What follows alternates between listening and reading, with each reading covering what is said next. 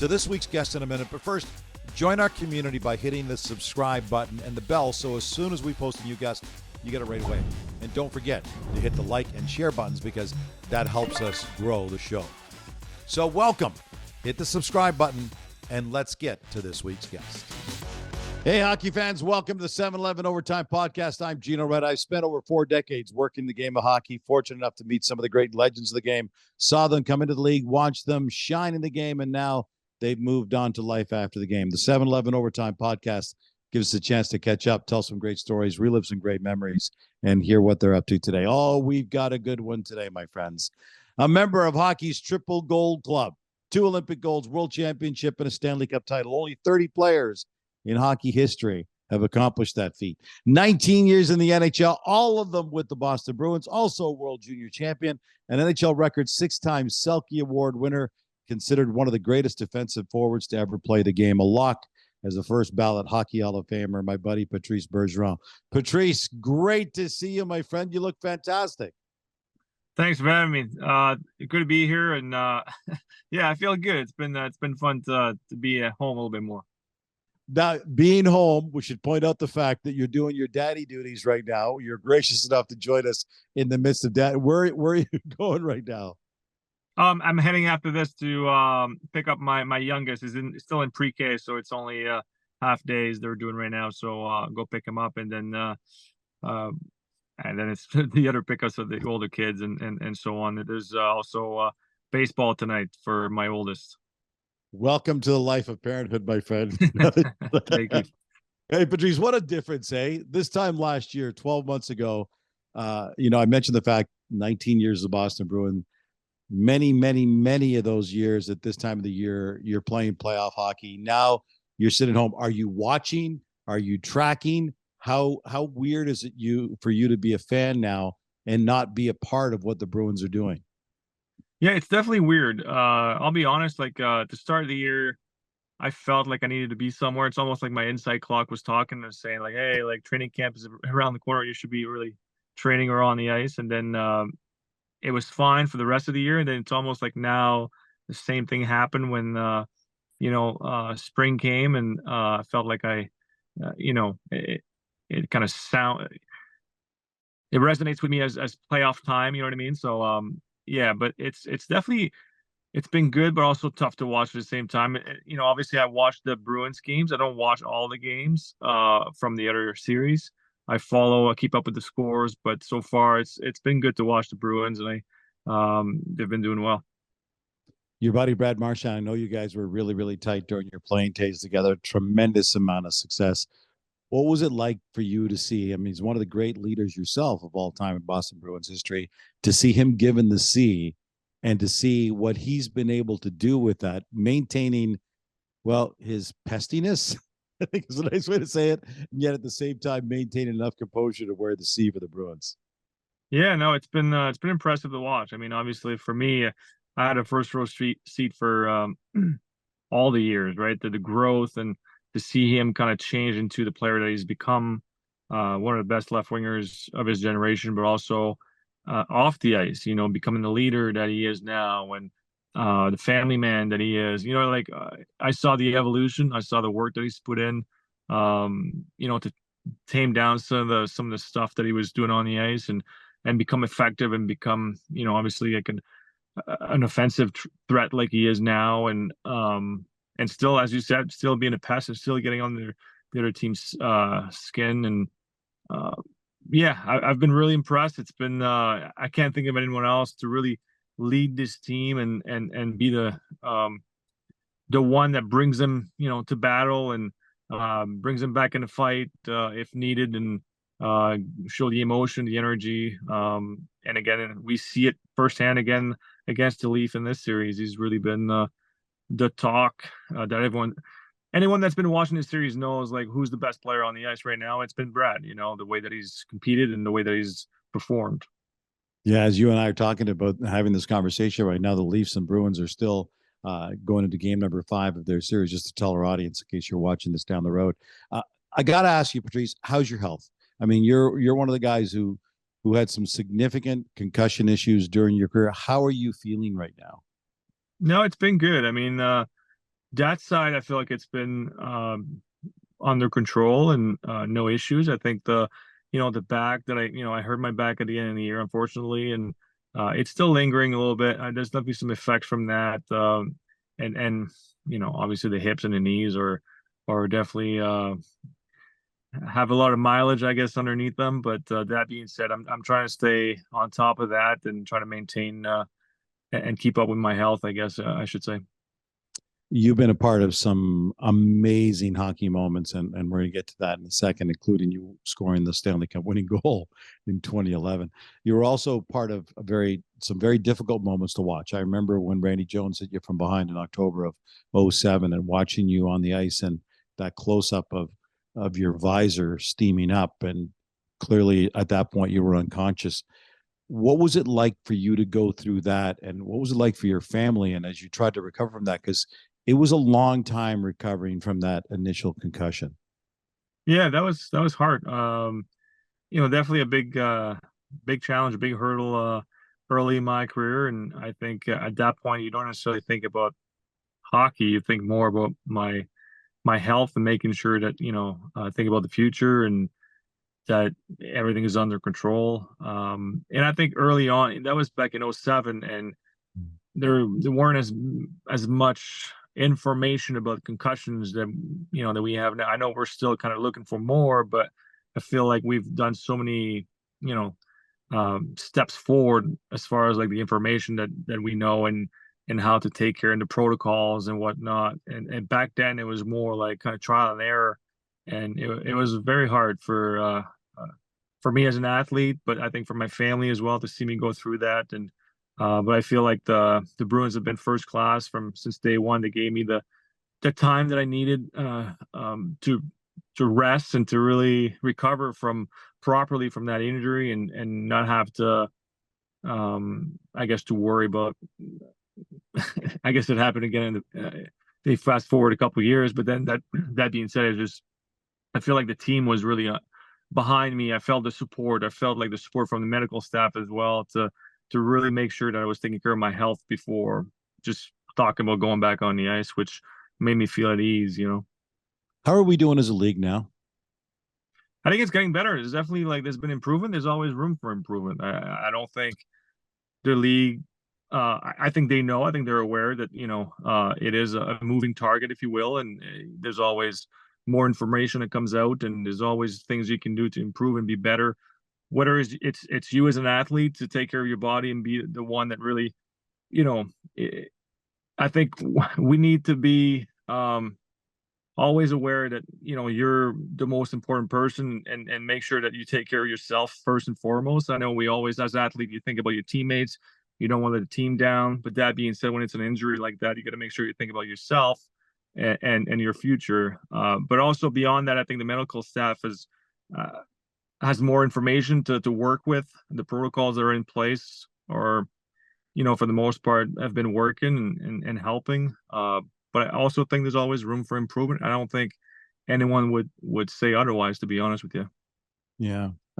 In a second, I want to ask you about 2011.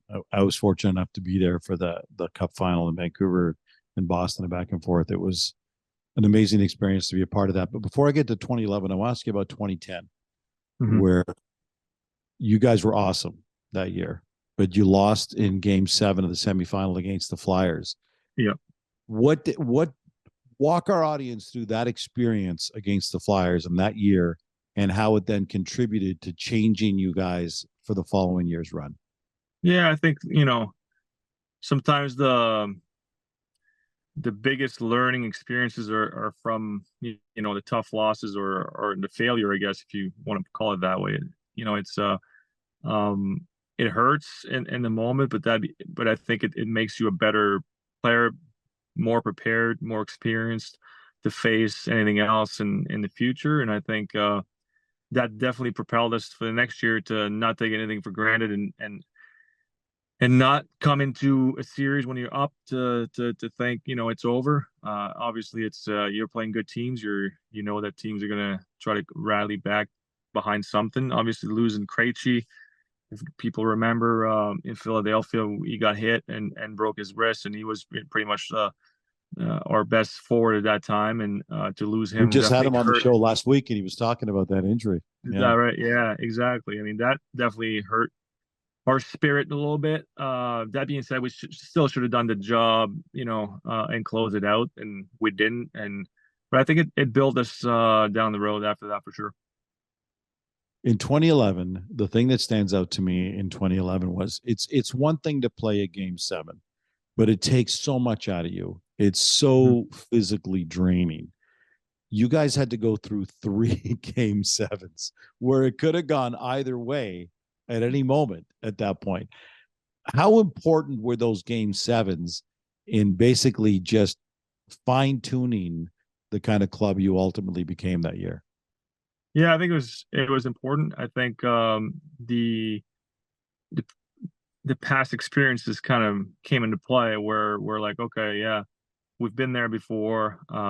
It's not going to be easy, but we're a resilient group. We know how to be in those games, those situations, and come out on top. And I think it was that whole playoff run. Also, if you look at it from close, it's like the first round we're down 2-0. We come back, we win in 7 games. So like we had adversity throughout that whole run, and I think by the end, nothing could phase us because we're so used to going back and forth against teams and being so tight and finally prevailing. So I think it really What was game seven? I got to stop you a second. What was game seven against Tampa like? That's the Eastern Conference final, yeah, and goals were like obviously really difficult. It was a 1-0 game. Like, what yeah. was that? What was it like being a part of something like that? It was great. It was probably one of the best games that I've been a part of, to be honest with you, even though it was a 1-0 game. And we scored late in the third. It's not like, you know what I mean? Like it was Yeah. really a 0-0 game for the longest time. And I gotta add, there was no penalties given in that game, which is pretty incredible. The refs knew that what was at stake. They knew it was a big game, and they wanted us to kind of like, dictate the game and not let them with their whistle, change the momentum of the game. And I think it was a hard fought series, and same thing in that game. And great hockey, a lot of talent on both sides, but also a lot of grit. And we came out on top, but that was not easy. So you mentioned penalties and no penalties. So now you're facing the Canucks. And listen, for me, in retrospect, it's kind of fun looking back. It may not have been fun at that moment, but you with the face wash on Alex Burrows in game one, Mhm. and he bites your finger. Yeah.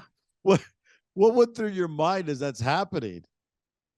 Um, I mean, obviously, like it was more like, are you serious? That just happened? But I mean, in the heat of the moment, like I don't blame him. Like, it's like, but get your hands out of my face, like like it's I know he's a competitor and we're in the finals and whatnot. I think it kind of like took a life of its own a little bit more than I wanted to be completely honest. But that being said, it's almost like there's a few things in that series that guys we rallied behind, and maybe that was one of them. I'm not sure, but like it's definitely like one of those things that it's a scrum, it's a battle where we're both going at it, and yeah, I've talked to Alex and after that, he's a great guy, and it's obviously like it's just like it's hockey, right? So Take me back to a great memory because we all dream about this as kids growing up. We've all scored the Stanley Cup winning goal on the street. take me back.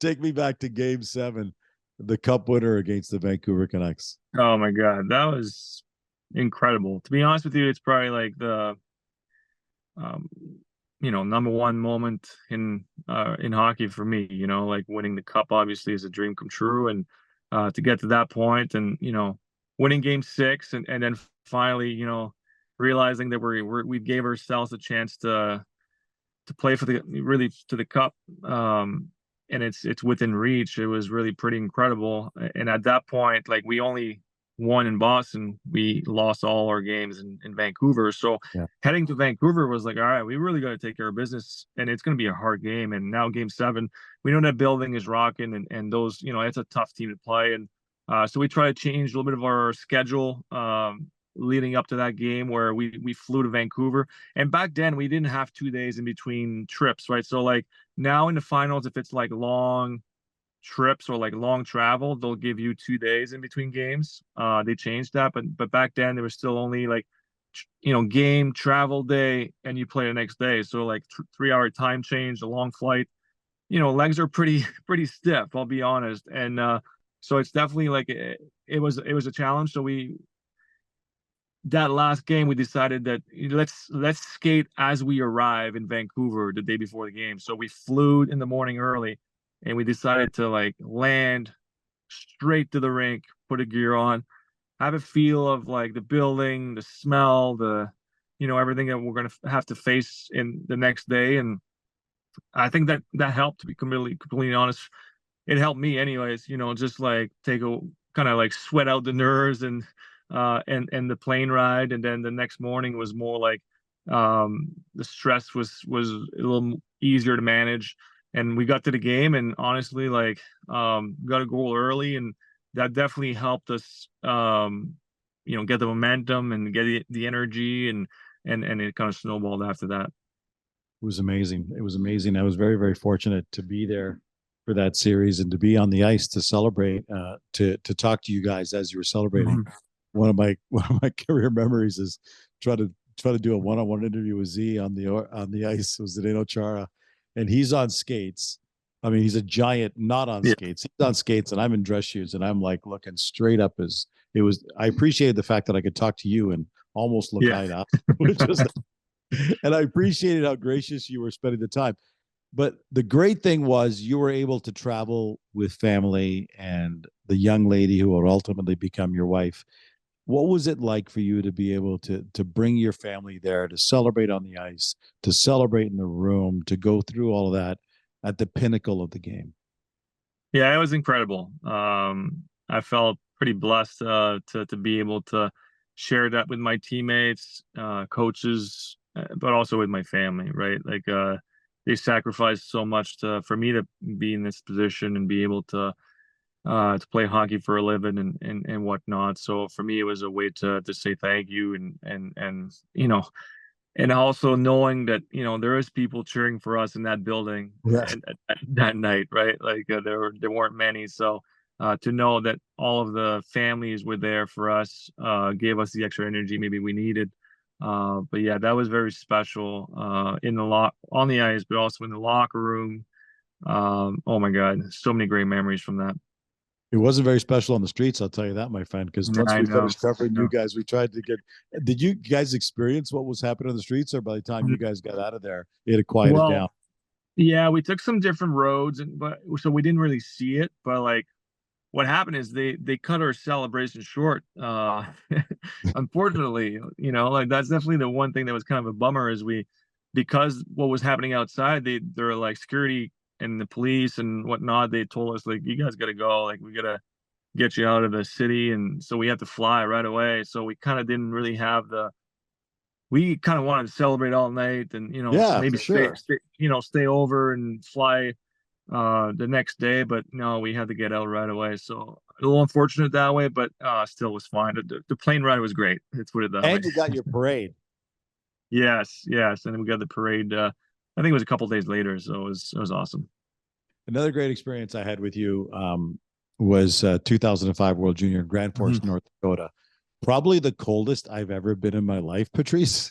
Yes, I It agree too. It's the same for me, actually. I feel like I'm, coming from Quebec City, like I know what cold is, but like that was on a different level. And I'll tell you what else was on a different level. That team, because of where the NHL was that year, you played. Otherwise, you wouldn't have played. Sid played. Crosby, Getzlaff, even Ovi was playing on Team Russia. Mhm. And we kind of look back on that team. I mean, you guys were so freaking unbelievable. We look back at that team and wonder if it's, in my opinion, the greatest Canadian national world junior team ever. And then you end up winning gold for it. What was it like to be a part of that team when you even did you understand what you were doing as it was happening, or years later you kind of look back and go, holy crap, we had a lot of Hall of Famers on that team? I think it's years later you realize, like how many great players were on that team. I think in the moment I knew that there were some special guys and special players, and um, but when you're in the moment, you just kind of go about your business, and you're trying to win gold, right? You don't really think about anything else than that. And but yeah, it was special. I feel very fortunate that I was a part of that team, that that I took advantage of a tough and bad situation, if you will, and the fact Yeah. that there was a lockout, and I was still able to to play on that team, and play the world. The World Juniors for me is my childhood, right? It's my every time Christmas time, I grew up watching the juniors, and wanting to be on that ice eventually. And so for me to have the opportunity and to be a part of it was pretty special. I think my family was pretty proud as well, and so we had a great time. And to win gold, is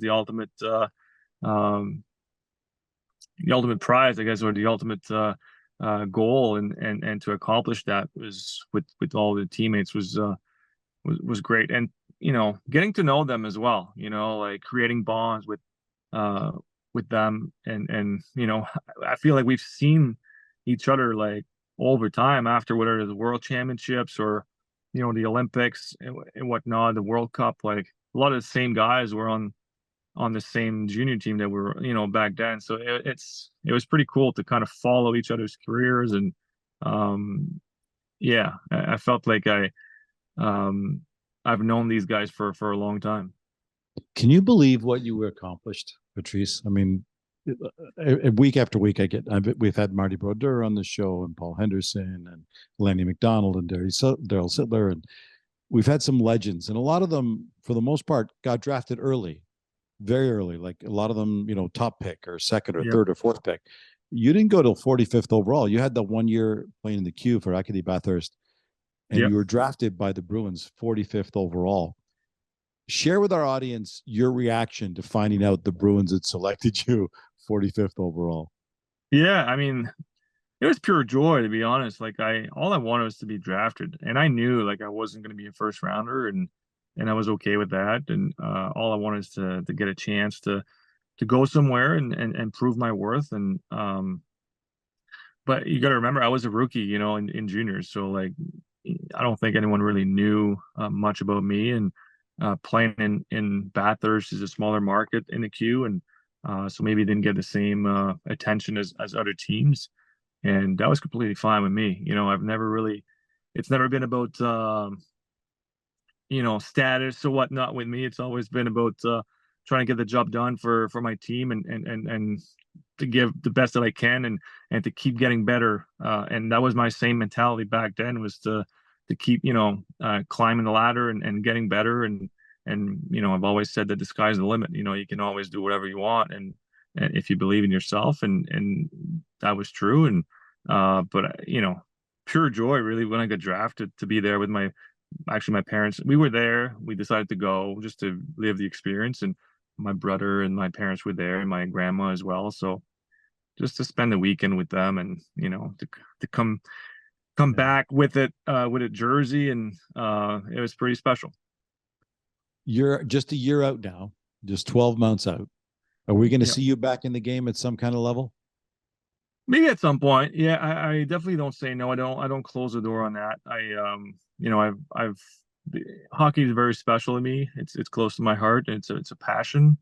That being said, I wish I said that many times. I wish I can play forever. Really, I really do. But that being said, the body said otherwise, and I felt like it was the right time for me to step out, because I think about my future. I have 4 kids, and I want to be in their lives, but also I want to make sure I'm able to run with them, and like, be in good shape when they grow. So um, that being said, I needed some time to take a step back this year, for sure, and think about myself and my family. And but I definitely didn't close the door.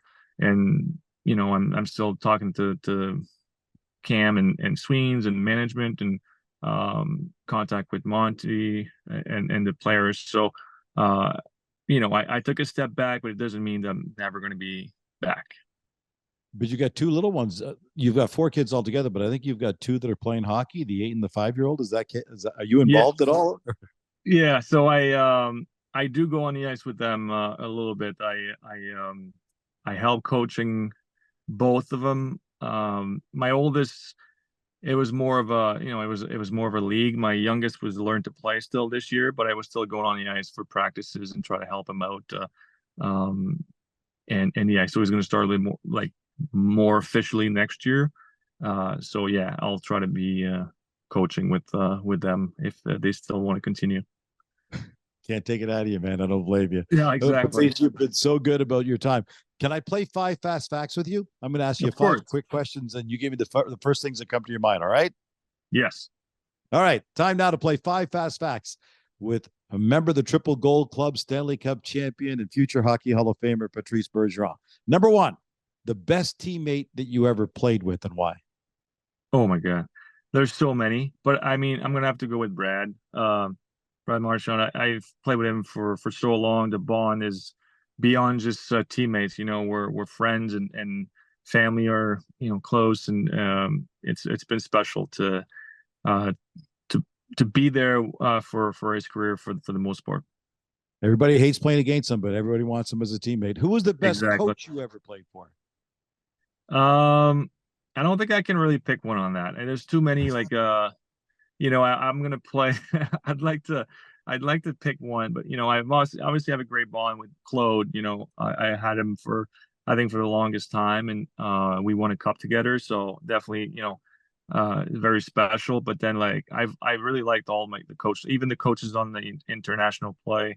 I've learned a lot from. I've always said that there's always something I can learn from anyone, and those coaches have always been really helpful in my career. And also came at the perfect time in my career for me to keep improving and working on my game. Who did you hate playing against the most? Oh, well, the toughest, my biggest challenge has always been Sid, but I didn't hate to play against Sid. It was always a great challenge and a tough matchup. I knew when I was playing him, it was okay, I got to be on. Probably Webbs, Shea Weber was great friend. I love Webbs. He was so hard to play against. And, you knew you were going in front or you're going in the corner with them. You knew your helmet was going to end up being sideways or you'd be on your knees, getting cross-checked. So, and it was fun, it was just the battles and it's just the way that he played. And I loved that. I loved the passion and the competitive level that he had. But, love to have him on Team Canada when I was playing with him, but when I was playing against him, it was a little harder to play. Apart from the Boston, what was your favorite city to play in? Probably Montreal. Close to my family, and the rivalry. The building's always rocking. We had some great playoff series against them. Yeah. All right. One final question, most important question of all. If you hadn't become an NHL player, future Hockey Hall of Famer, what would your career have been? I wanted to pursue business in school. So I was always very intrigued with that. That and real estate. Those were the two things that intrigued me the most. So I don't know. Who knows where that would have led me.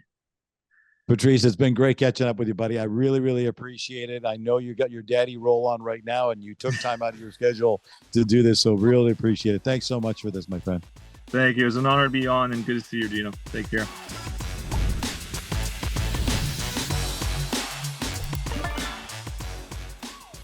Member of the Triple Gold Club, Stanley Cup champion, future Hockey Hall of Famer, Patrice Bergeron has joined us on the show. The Overtime Podcast is proudly presented by 7-Eleven and Athletes Care. Before leaving the rink, order your favorite Slurpee, fresh 100% premium Arabica coffee, hot from the oven, pizza and wings, pint of ice cream, or even a carton of milk, a dozen eggs, and a loaf of bread from the 7 Now app, and Team 7-Eleven will have your order ready for pickup 24/7. Athletes Care is proud to be celebrating its 25th year, offering sports medicine services to both elite athletes and the general population who require rehab for a new or chronic injury or pain. Go to where the best go. Athletes Care Sports Medicine Clinics with 24 locations in the Greater Toronto Area and in Ottawa.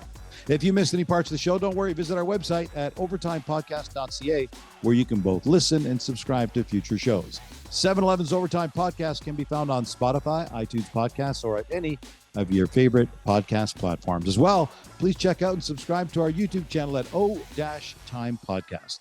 Until next week, I'm Gino Reda saying so long, hockey fans, and thanks for joining us on the 7-Eleven Overtime Podcast.